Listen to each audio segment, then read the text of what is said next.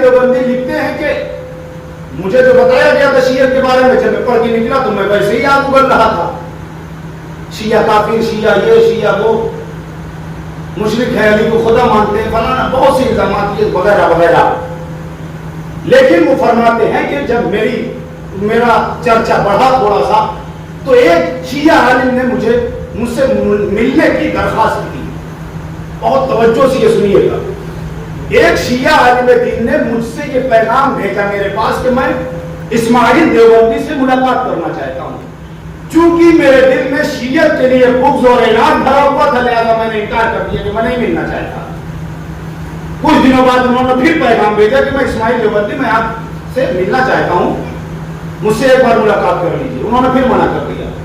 تیسری مرتبہ جب یہ پیغام انہوں نے بھیجا تو اسماعیل دیوبندی نکلے کہ میں نے سوچا کہ کیا جاتا ہے مطلب ملاقات ہی کر لوں. یہ بوڑھا میرے پیچھے پڑا ہوا شیعہ عالم، ایک مرتبہ مل ہی لیتا ہوں. میں نے ان کو کہا کہ ٹھیک ہے فلاں دن آپ آئیے، میں آپ سے ملاقات کرنے کے لیے تیار ہوں.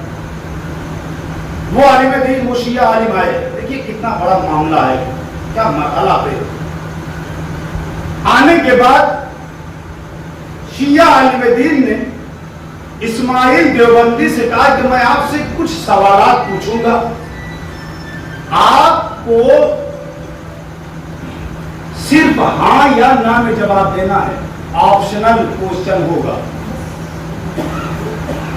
صرف یس یا نو. کیا فرمائیے. مولانا نے پوچھا یہ بتائیے کہ فاطمہ زہرا سلام اللہ علیہا، صلوات پڑھیں،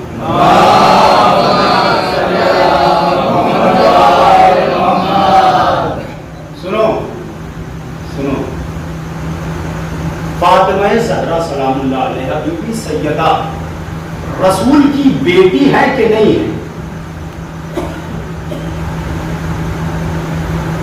دیوبندی صاحب فرماتے ہیں، اسماعیل دیوبندی صاحب فرماتے ہیں کہ میں نے سوچا کہ یہ تو ہر جگہ پر مل جائے گا، نہیں اس سے سنی علماء انکار کر سکتے ہیں، نہیں اس سے وہابی علماء انکار کر سکتے ہیں، کوئی انکار نہیں. میں نے کہا جی بے شک. سنا پہلا سوال تھا کہ شہزادی رسول کی بیٹی ہے کہ نہیں ہے. علامہ اسماعیل دیوبندی فرماتے ہیں کہ جی. کا اگلا سوال، کیا شہزادی اپنا حق لینے کے لیے دربار میں گئی تھی کہ نہیں؟ دوسرا سوال یہ کس نے کیا؟ شیعہ بزرگ عالم نے. اس سے اسماعیل دیوبندی سے، کیا شہزادی اپنا حق لینے کے لیے دربار میں گئی تھی کہ نہیں گئی تھی؟ اب اسماعیل دیوبندی فرماتے ہیں کہ میں یہ کیسے انکار کر سکتا ہوں، یہ تو واقعات ہمارے علماء نے لکھا ہے کہ ہاں گئی تھی. تو میں نے کہہ دیا جی. تیسرا سوال کیا کہ یہ بتائیے کہ کیا دختر رسول جناب بطول کو ان کا حق دیا گیا کہ نہیں؟ اب دیوبندی صاحب فرماتے ہیں کہ میں اگر یہ کہتا ہوں کہ دیا گیا تو میں صریحاً جھوٹ بول رہا ہوں. اور یہ تاریخ میں لکھا ہے کہ انہوں نے فرمایا تھا کہ ہم گروہ انبیاء نہ وارث بنتے ہیں نہ بناتے ہیں. اگر کہہ دیتا ہوں نہیں تو پھر مجھے اپنے مذہب سے بغاوت کرنی پڑ جائے گی. تھوڑی دیر خاموش رہے. وہ لکھتے ہیں کہ میں تھوڑی دیر کے لیے خاموش ہو گیا. شیعہ علی نے کہا میں آپ سے جواب چاہتا ہوں ہاں یا نہیں میں نے آخر میں جواب دیا نہیں. میں نے جیسے ہی یہ جملہ کہا اس شیعہ عالم نے پوچھا دیوبندی یہ بتاؤ، اسماعیل دیوبندی یہ بتاؤ کہ رسول کی بیٹی دربار میں جا کر اپنے حق کا مطالبہ کر رہی تھی اور اس کو اس کا حق نہیں دیا گیا. ہونا یہ چاہیے تھا. میں آپ سے سوال کرتا ہوں اسماعیل دیوبندی، کیا ہونا چاہیے تھا کہ اگر وہ آپ کی ملکیت ہوتی بھی اگر رسول کی بیٹی سوال کر رہی تھی تو کیا اتنا حق نہیں تھا کہ رسول کی بیٹی کو دے دیتے؟ علامہ دیوبندی فرماتے ہیں کہ جس دن یہ سوال مجھ سے شیعہ عالم دین نے کیا، خدا کی قسم فرماتے ہیں کہ میں نے جب رات کے سناٹے میں محسوس کیا تو بہت گریہ کیا کہ واقعہ کیا کیا مسلمان، رسول کی بیٹی سوال کر رہی تھی، اگر حق نہیں بھی تھا تب بھی دینا چاہیے تھا، اس لیے کہ رسول کی بیٹی صدیقہ ہے۔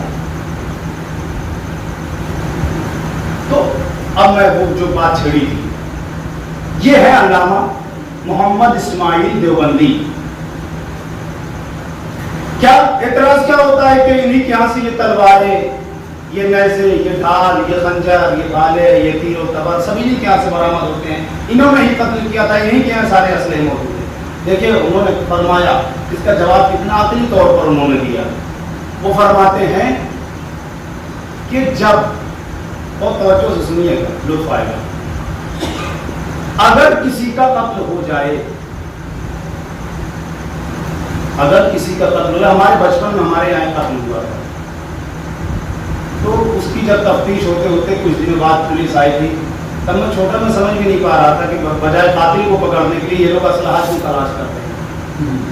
خبر یہ ملی تھی کہ وہ مارنے کے بعد وہ ایک بہت پرانا کنواں تھا، اسی کنویں میں ڈال دیا تھا۔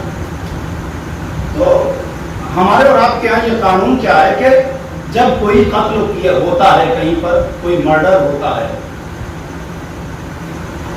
تو جب اس میں مرڈر کے بعد جب کیس چلتا ہے عدالت میں تو دو گروہ ہوتے ہیں، ایک قاتل کے حامی و ناصر ہوتے ہیں، ایک مقتول کے ہوتے ہیں۔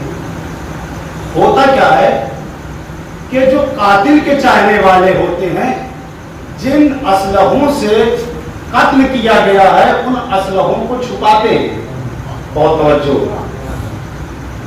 جن اسلحوں کے ذریعے سے، اسلحوں کی مدد سے قتل کیا جاتا ہے ان اسلحوں کو چھپاتے ہیں۔ مقتول کی جانبدار کیا کرتے ہیں کہ جن اسلحوں کے ذریعے سے قتل کیا گیا ہے انہیں اجاگر کرتے ہیں، انہیں اجاگر کرتے ہیں۔ وہ بتاتے ہیں کہ اس جگہ پر اس اسلحے سے، اس تلوار سے، اس چاقو سے قتل کیا گیا تھا، یہاں پر مارا گیا تھا، یہ اس میں اسلحہ استعمال کیا گیا تھا۔ ساری چیزیں مقتول کے چاہنے والے اجاگر کرتے ہیں، کہاں پر؟ کورٹ میں جا کر، عدالت کے درمیان، اور انہی کے ذریعے سے عدالت سے مطالبہ کرتے ہیں کہ ان اسلحوں کے ذریعے سے اور انہی اسلحوں کے ذریعے سے اصل قاتل کی شناخت کی جاتی ہے، بہت توجہ، اور عدالت سے یہ مانگ کی جاتی ہے کہ ہم کو یعنی مقتول کو انصاف ملنا چاہیے۔ مولانا اسماعیل دیوبندی فرماتے ہیں یہ جو ہمارے جلوسوں سے، ہماری بارگاہوں سے یہ نیزے، یہ خنجر، یہ بھالے، یہ ڈھال، یہ تلوار جو برآمد کیے جاتے ہیں، تو ہم بھی اس خالق کائنات کی عدالت